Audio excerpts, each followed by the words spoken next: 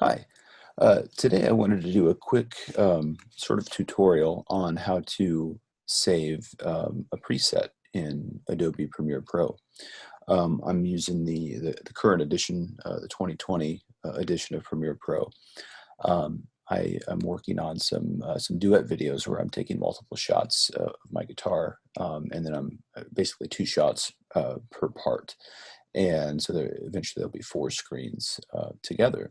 And there's kind of a lot of tedious work in terms of the scaling and positioning of the various videos. And I was looking to create a preset to minimize the work.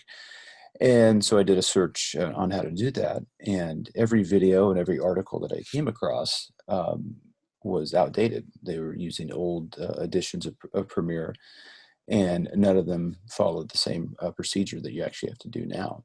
So all those videos that I would find, for instance, if I wanted to save my position and scale as a preset, they would have you click save position and then command click scale.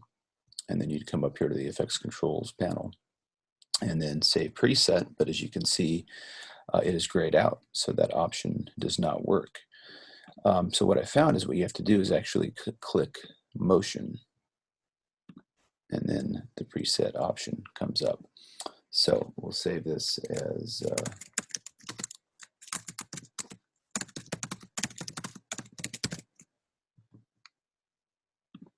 like that, and the preset is saved.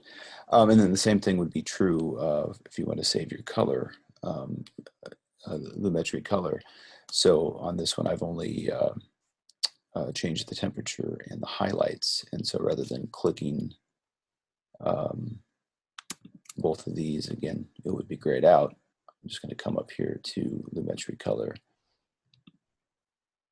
save preset.